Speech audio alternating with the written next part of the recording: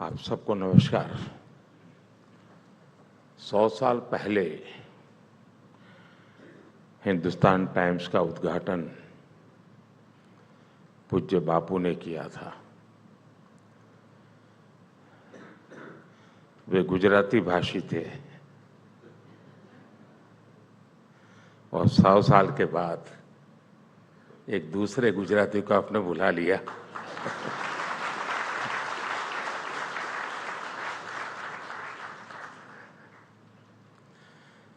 इस ऐतिहासिक यात्रा के लिए मैं हिंदुस्तान टाइम्स को और 100 साल की यात्रा में जो लोग इससे साथ जुड़े हैं, जिन जिन लोगों ने खाद पानी का काम किया है, संघर्ष किया है, संकट झेले हैं, लेकिन टिके रहे हैं, वे सब आज बधाई के पात्र हैं, अभिनंदन के अधिकारी हैं। मैं आप सबको 100 साल की यात्रा बहुत बड़ी होती है। आप सब इस अभिनंदन के हकदार हैं और मेरी तरफ से भविष्य के लिए भी आपको अनेक अनेक शुभकामनाएं हैं। अभी जब मैं आया तो फैमिली के लोगों से मिलना तो हुआ ही हुआ, लेकिन मुझे 100 साल की यात्रा एक शानदार एग्जीबिशन देखने का अवसर मिला। मैं भी आप सबको कहूँगा, अगर समय है तो कुछ समय वहाँ बिता करके ही जाना। ये सिर्फ एक एग्जीबिशन नहीं है, मैं कहता हूँ ये एक एक्सपीरियंस है। ऐसा लगा जैसे 100 साल का इतिहास आंखों के सामने से गुजर गया। मैंने उस दिन के अखबार देखे जो देश की स्वतंत्रता और संविधान लागू होने के दिन छपे थे। एक से बढ़कर एक दिग्गज महानुभाव हिंदुस्तान टाइम्स के लिए लिखा करते थे। Martin Luther King, Netaji Subhash Babu, doctor Shyama Prasad Mukherjee, Atal Bihari Vajpayee, doctor M S. Swaminathan, इनके लेखों ने आपके अखबार को 4 चांद लगा दिए।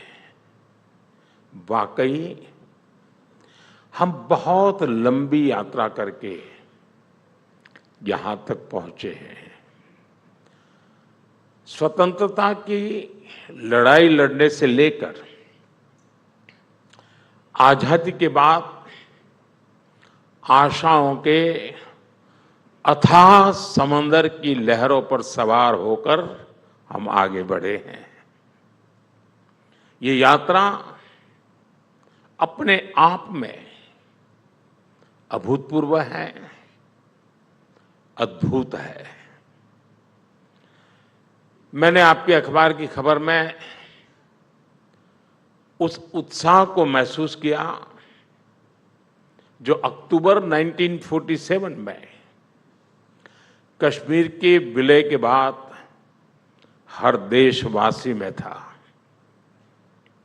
हालांकि उस पल मुझे इसका भी एहसास हुआ कि कैसे अनिर्णय की स्थितियों ने 7 दशक तक कश्मीर को हिंसा में घेर के रखा। आज आपके अखबार में जम्मू कश्मीर में हुई रिकॉर्ड वोटिंग जैसी खबरें छपती है। ये कॉन्ट्रास्ट है। एक और न्यूज़पेपर, प्रिंट एक प्रकार से नजर हर एक की जाएगी, वहां आपकी नजर टिकेगी। उसमें एक तरफ असम को अशांत क्षेत्र घोषित करने की खबर थी, तो दूसरी ओर अटल जी द्वारा बीजेपी की नींव रखे जाने का समाचार था। और यह कितना सुखद संयोग है कि बीजेपी आज असम में स्थायी शांति लाने में बड़ी भूमिका निभा रही है। अभी कल ही मैं बोडो क्षेत्र के लोगों के साथ एक शानदार कार्यक्रम में मौजूद था और मैं हैरान हूं कि दिल्ली के मीडिया ने इस बड़ी घटना को मिस किया है। उन्हें अंदाज ही नहीं है कि 5 दशक के बाद बम, बंदूक और पिस्तौल छोड़ करके, हिंसा का रास्ता छोड़ करके दिल्ली के छाती पर बोडो के नौजवान बोडो कल्चरल फेस्टिवल बना रहे हैं। इतिहास की बहुत बड़ी घटना है। मैं कल वहां था, मैं हृदय से फील कर रहा था। बोडो शांति समझौते कारण इन लोगों का जीवन बदल गया है। एग्जीबिशन के दौरान 26/11 के मुंबई हमले की रिपोर्ट्स पर भी मेरी नजर गई। ये वो समय था जब पड़ोसी देश की आतंकवादी हरकतों की वजह से हमारे लोग अपने घर और शहरों में भी असुरक्षित रहते थे। लेकिन अब स्थितियां बदल गई हैं। अब वहां के आतंकवादी ही अपने घर में सुरक्षित नहीं है। साथियों, हिंदुस्तान टाइम्स ने अपने 100 साल में 25 साल गुलामी के देखे हैं और 75 साल आजादी के देखे हैं। इन 100 वर्षों में जिस शक्ति ने भारत का भाग्य बनाया है, भारत को दिशा दिखाई है, वो है भारत के सामान्य मानवी की सूझबूझ, भारत के सामान्य मानवी का सामर्थ्य। भारत के सामान्य नागरिक के इस सामर्थ्य को पहचानने में बड़े बड़े जानकारों से अक्सर गलतियां हुई है। अंग्रेज जब भारत छोड़कर जा रहे थे तो ये कहा गया कि ये देश बिखर जाएगा, टूट जाएगा, इसका कोई भविष्य नहीं है। जब इमरजेंसी लगी तो कुछ लोगों ने मान लिया था कि अब तो इमरजेंसी हमेशा ही लगी रहेगी, अब लोकतंत्र गया। कुछ लोगों ने, कुछ संस्थानों ने इमरजेंसी थोपने वालों की ही शरण ले ली थी। लेकिन तब भी भारत का नागरिक उठ खड़ा हुआ और इमरजेंसी को उखाड़ फेंकने में बहुत ज्यादा समय नहीं लगा। आप याद कीजिए, जब कोरोना का मुश्किल समय आया तो दुनिया को लगता था कि भारत पूरे विश्व समुदाय के लिए बहुत बड़ा बोझ बन जाएगा। लेकिन भारत के नागरिकों ने कोरोना के खिलाफ एक मजबूत लड़ाई लड़कर के दिखाई। साथियों, आपको 90 के दशक का वो दौर भी याद होगा जब भारत में 10 साल में 5 चुनाव हुए थे। इतने बड़े देश में 10 साल में 5 चुनाव, देश में कितनी अस्थिरता थी। जानकारों ने, अखबारों में लिखने वालों ने भविष्यवाणी कर दी थी कि अब भारत को ऐसे ही गुजारा करना है, हिंदुस्तान में सब ऐसे ही चलने वाला है।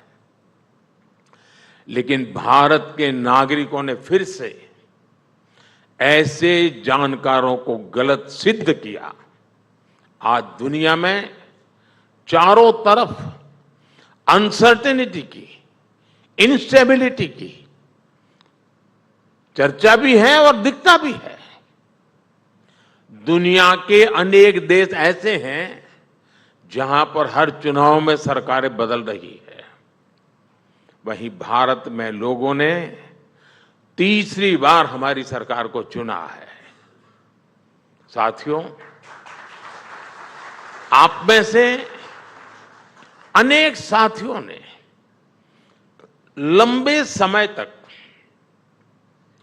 भारत की पॉलिटिक्स और पॉलिसीज को ट्रैक किया है। पहले हम एक फ्रेज अक्सर सुना करते थे, good economics is bad politics. Expert कहे जाने वाले लोग इसे खूब बढ़ावा देते थे, लेकिन इससे पहले की सरकारों को हाथ पर हाथ रखकर बैठे रहने का बहाना मिल जाता था। ये एक तरह से बैड गवर्नेंस को, इनएफिशिएंसी को कवर करने का माध्यम बन गया था। पहले सरकार इसलिए चलाई जाती थी कि बस अगला चुनाव जीत लिया जाए। चुनाव जीतने के लिए एक वोट बैंक बनाया जाता था और फिर उस वोट बैंक को खुश करने के लिए योजनाएं बनती थी। इस प्रकार की पॉलिटिक्स ने सबसे बड़ा नुकसान यह किया कि देश में असंतुलित, असमानता,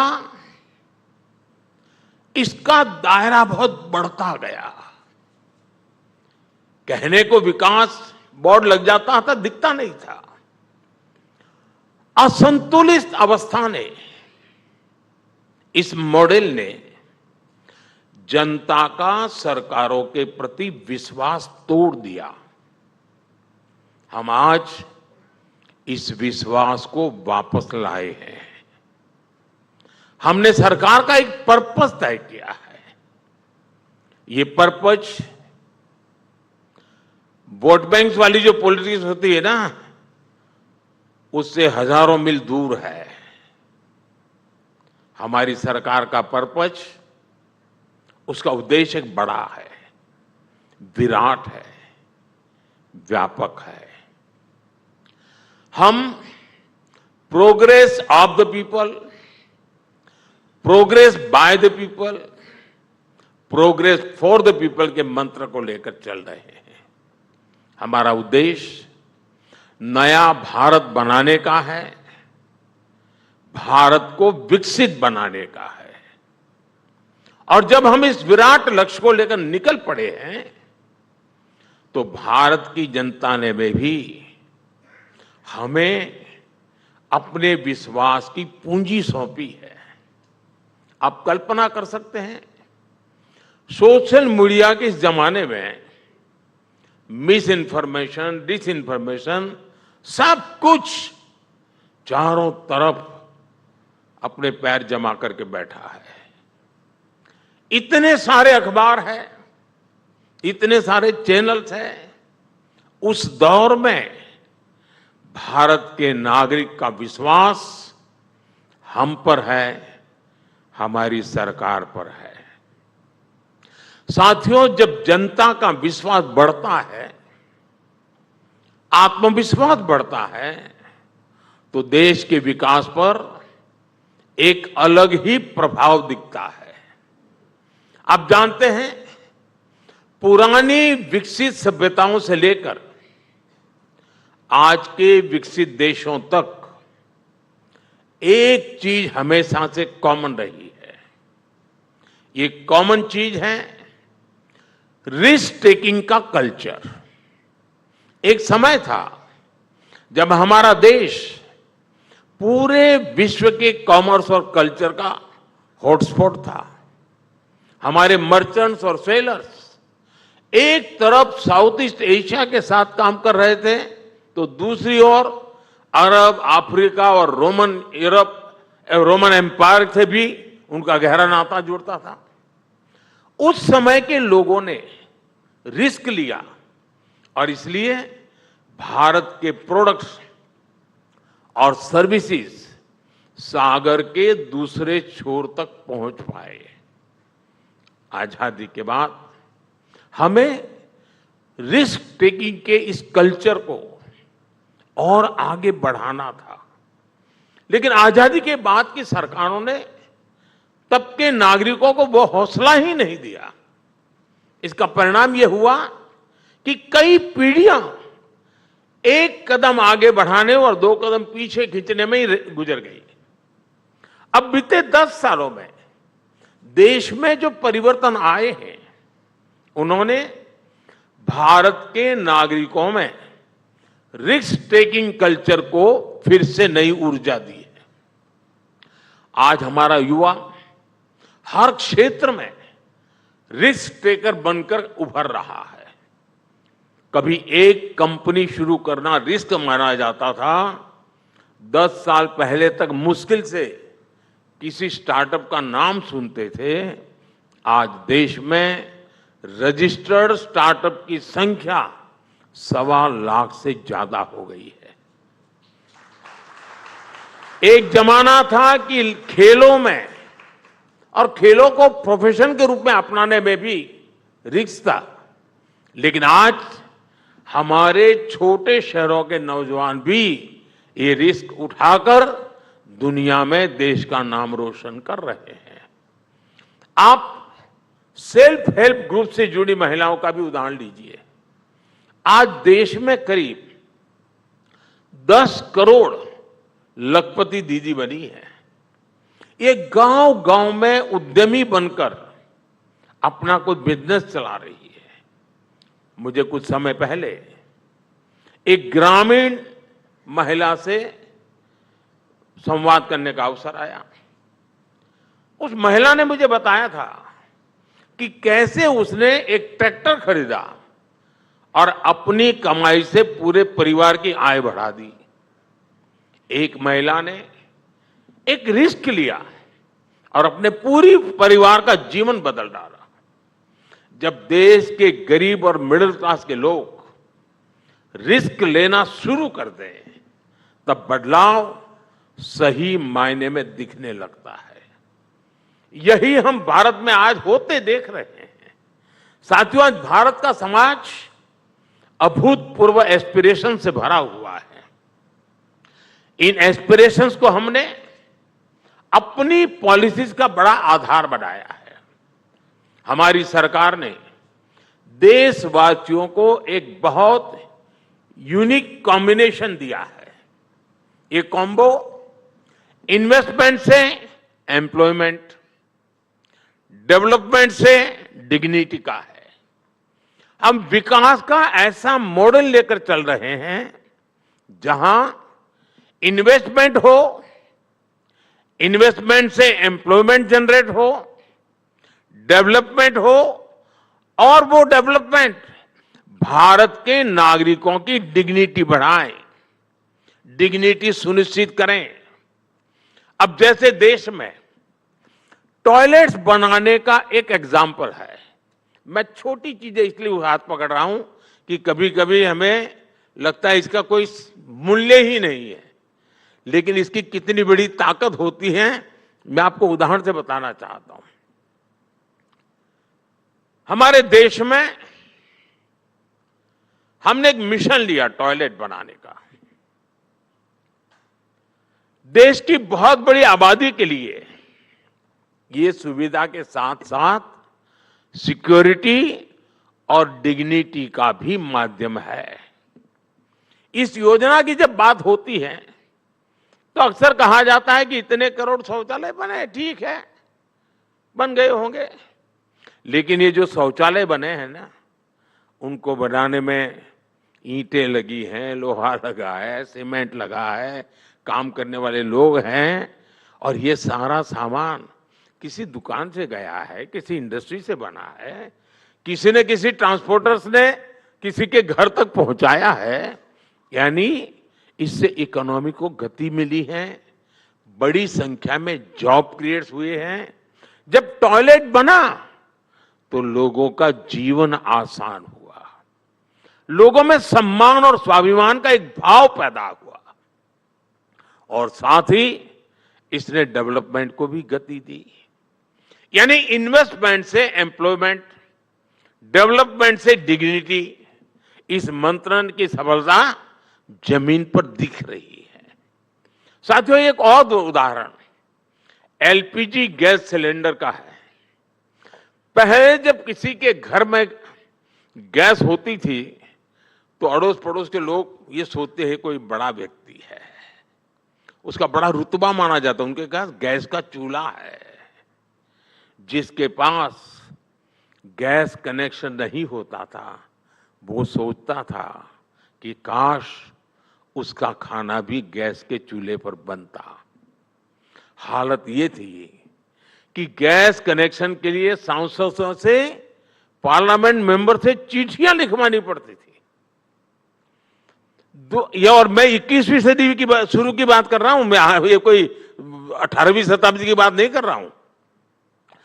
2014 से पहले सरकार डिबेट करती थी, और डिबेट क्या करती थी?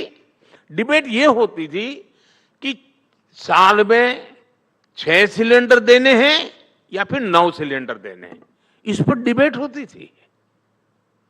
हमने सिलेंडर कितने देने हैं इस डिबेट के बजाय हर घर गैस के चूल्हे का कनेक्शन पहुंचाने को प्राथमिकता बनाया।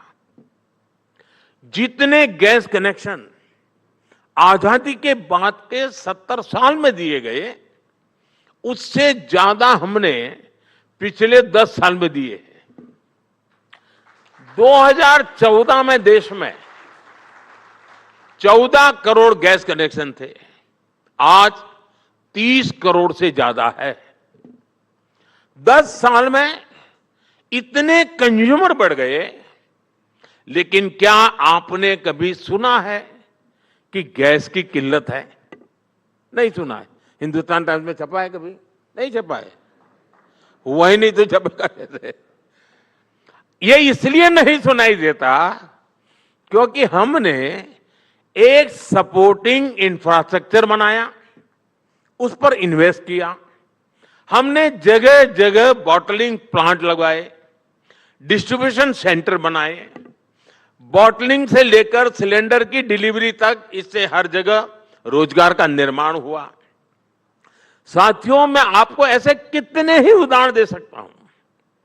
मोबाइल फोन का उदाहरण है, रुपे कार्ड का उदाहरण है। पहले डेबिट क्रेडिट कार्ड रखना कुछ लोगों को एक अलग गर्व महसूस करवाता था। जेब में से ऐसे निकालता था और लोग देखते थे, और गरीब उसी कार्ड को देखकर सोचता था काश कभी मेरी जेब में भी। लेकिन रुपे कार्ड आया और आज मेरे देश के गरीब की जेब में भी क्रेडिट डेबिट कार्ड मौजूद है दोस्तों। और उसी पल वो उसको बराबरी महसूस करता है, उसका सेल्फ रिस्पेक्ट बढ़ जाता है। आज गरीब से गरीब ऑनलाइन ट्रांजैक्शन करता है। बड़े शॉपिंग मॉल में कोई महंगी कार से उतरकर भी वही यूपीआई इस्तेमाल करता है जो मेरे देश का रेहड़ी पटरी पर बैठा हुआ एक सामान्य इंसान भी उसी यूपीआई का उपयोग करता है। ये भी इन्वेस्टमेंट से एम्प्लॉयमेंट, डेवलपमेंट से डिग्निटी का बेहतरीन उदाहरण है। साथियों, भारत आज जिस ग्रोथ ट्रेजेक्टरी पर ही है, उसे समझने के लिए हमारी सरकार की एक और अप्रोच पर गौर करना जरूरी है। ये अप्रोच है spending big for the people. लेकिन साथ साथ दूसरा भी एक अप्रोच है save big for the people. हम ये कैसे कर रहे हैं, यह जानना शायद आपको दिलचस्प होगा। 2014 में हमारा यूनियन बजट 16 लाख करोड़ रुपए के आसपास था। आज ये बजट 48 लाख करोड़ रुपए का है। 2013-14 में हम कैपिटल एक्सपेंडिचर में करीब 2.25 लाख करोड़ रुपए खर्च करते थे, लेकिन आज का कैपिटल एक्सपेंडिचर 11 लाख करोड़ से ज्यादा है। ये 11 लाख करोड़ रुपए आज नए अस्पताल, नए स्कूल, सड़क, रेल, रिसर्च फैसिलिटी, ऐसे अनेक पब्लिक इंफ्रास्ट्रक्चर पर खर्च कर रहे हैं। पब्लिक पर खर्च बढ़ाने के साथ ही हम पब्लिक का पैसा भी बचा रहे हैं। मैं आपके सामने कुछ आंकड़े रख रहा हूं और मैं पक्का मानता हूं कि ये आंकड़े सुनकर के आपको लगेगा अच्छा ऐसा भी हो सकता है। अब जैसे डायरेक्ट बेनिफिट ट्रांसफर, डीबीटी से जो लीकेज रुकी है उससे देश के 3.5 लाख करोड़ रुपए बचे हैं। आयुष्मान भारत योजना के तहत मुफ्त इलाज से गरीबों के 1,10,000 करोड़ रुपए बचे हैं। जन औषधि केंद्रों में 80% डिस्काउंट पर मिल रही दवाइयों से नागरिकों के 30,000 करोड़ रुपए बचे हैं। स्टेंट और नी इम्प्लांट कीमतों को नियंत्रित करने से लोगों की हजारों करोड़ रुपए बचे हैं। उजाला स्कीम से लोगों को एलईडी बल्ब से बिजली बिल में 20,000 करोड़ रुपए की बचत हुई है। स्वच्छ भारत अभियान, स्वच्छ भारत मिशन के कारण बीमारियां कम हुई और इससे गांवों में हर परिवार के करीब 50,000 रुपए बचे हैं। यूनिसेफ का कहना है कि जिस परिवार के पास अपना टॉयलेट है उसके भी करीब 70,000 रुपए बचे हैं। साथियों, जिन 12 करोड़ लोगों के घर पहली बार नल से जल आया है, WHO ने उन पर भी एक स्टडी कराई है। अब साफ पानी मिलने से ऐसे परिवारों को हर साल 10,000 रुपये से ज्यादा की बचत हुई है। साथियों, 10 साल पहले किसी ने नहीं सोचा था कि भारत में इतना बड़ा बदलाव होगा। भारत की सफलता ने हमें और बड़ा सपना देखने और उसे पूरा करने की प्रेरणा दी है। आज एक उम्मीद है, एक सोच है कि ये सेंचुरी इंडिया की सेंचुरी होगी, लेकिन ऐसा करने के लिए और तेजी से काम करने के लिए हमें कई सारे प्रयास भी करने होंगे। हम उस दिशा में भी तेजी से काम कर रहे हैं। हमें हर सेक्टर में बेस्ट करने के लिए आगे बढ़ना होगा। पूरे समाज की सोच बनानी होगी कि हमें बेस्ट से कम कुछ भी स्वीकार नहीं करना है। हमने अपने प्रोसेस को ऐसा बनाना होगा कि भारत का स्टैंडर्ड वर्ल्ड क्लास कहा जाए। हमें ऐसे प्रोडक्ट्स बनाने होंगे कि भारत की चीजें दुनिया में वर्ल्ड क्लास कही जाए। हमारे कंस्ट्रक्शन पर ऐसे काम हो कि भारत का इंफ्रास्ट्रक्चर वर्ल्ड क्लास कहा जाए। शिक्षा के क्षेत्र में हमारा काम ऐसा हो कि भारत के एजुकेशन को वर्ल्ड क्लास स्वीकृति मिले। एंटरटेनमेंट के क्षेत्र में ऐसे काम हो कि हमारी फिल्मों और थिएटरों को दुनिया में वर्ल्ड क्लास कहा जाए। और इस बात को, इस अप्रोच को लगातार जनमानस में बना रखने के लिए हिंदुस्तान टाइम्स की भी बहुत बड़ी भूमिका है। आपका 100 साल का अनुभव विकसित भारत की यात्रा में बहुत काम आएगा। साथियों, मुझे पूरा विश्वास है कि हम डेवलपमेंट की इस पेस को बरकरार रखेंगे। बहुत जल्द हम दुनिया की तीसरी सबसे बड़ी इकोनॉमी बनेंगे।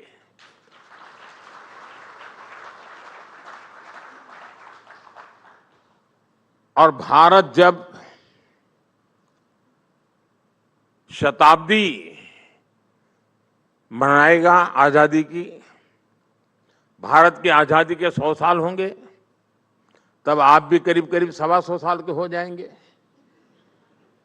और तब हिंदुस्तान टाइम्स लिखता होगा कि विकसित भारत का ये शानदार अखबार है। इस यात्रा के आप भी साक्षी बनेंगे। लेकिन जब मैं आपके बीच आया हूं तो कुछ काम भी आपको बताना चाहता हूं और ये भरतेज जी आपकी जिम्मेवारी रहेगी। देखिए, हमारे यहां बड़े बड़े साहित्यकारों के रचनाओं पर पीएचडी होती है, अलग अलग शोध पर पीएचडी होती है। शशि जी, क्या कोई हिंदुस्तान टाइम्स के 100 साल उस पर ही पीएचडी करे? ये बहुत बड़ी सेवा होगी। उससे रिसर्च होगा, यानी एक ऐसी चीज निकल करके आएगी जो हमारे देश की पत्रकारिता की जो जर्नी है, और उसने दोनों कालखंड देखे हैं, गुलामी का कालखंड भी देखा है, आजादी का भी देखा है। उसने अभाव के दिन भी देखे हैं और प्रभाव के दिन भी देखे हैं। मैं समझता हूं एक बहुत बड़ी सेवा हो सकती है। और बिरला परिवार तो पहले से चैरिटी में विश्वास करने वाला परिवार रहा है। क्यों न किस यूनिवर्सिटीज में, हिंदुस्तान में भी और हिंदुस्तान के बाहर भी, हिंदुस्तान टाइम्स की चेयर हो और जो भारत को वैश्विक संदर्भ में उसकी सही पहचान के लिए रिसर्च के काम करवाती हो। एक अखबार अपने आप में बहुत बड़ा काम है जो आपने किया है, लेकिन आपके पास इतनी बड़ी पूंजी है। 100 साल में आपने जो इज्जत कमाई है, जो विश्वास कमाया है, वो शायद आने वाली पीढ़ियों के लिए हिंदुस्तान टाइम्स के दायरे से बाहर निकल करके भी उपयोगी हो सकता है। मुझे पूरा विश्वास है कि आप इस 100 वर्ष सेमिनार तक सीमित नहीं रहेंगे, इसको आगे बढ़ाएंगे। दूसरा, मैंने जो एग्जीबिशन देखा वाकई वो प्रभावित करने वाला है। क्या आप इसका एक डिजिटल वर्जन और बहुत अच्छी कमेंट्री के साथ, और वे हमारे देश के सभी स्कूल के बच्चों तक पहुंचा सकते हैं? इससे पता चलेगा कि भारत में ये क्षेत्र कैसा है, कैसे कैसे भारत की विकास यात्रा में उतार चढ़ाव आए हैं, किन किन परिस्थितियों से भारत गुजरा है। ये बहुत जरूरी होता है और मैं मानता हूं कि आपने इतनी मेहनत तो की है, इसका एक डिजिटल वर्जन बना करके आप देश की हर स्कूल में पहुंचा सकते हैं, तो बच्चों के लिए भी एक बड़ा आकर्षण का केंद्र बनेगा। साथियों, 100 साल बहुत बड़ी बात होती है जी। मैं इन दिनों थोड़े अलग कामों में जरा ज्यादा व्यस्त हूं, लेकिन एक ऐसा अवसर था कि मैं छोड़ना नहीं चाहता था, मैं खुद आना चाहता था, क्योंकि 100 साल की यात्रा अपने आप में एक बहुत बड़ी उपलब्धि होती है। और इसलिए मैं आपको, आपके पूरे साथियों को, सबको हृदय से बहुत बहुत बधाई देता हूं। धन्यवाद जी।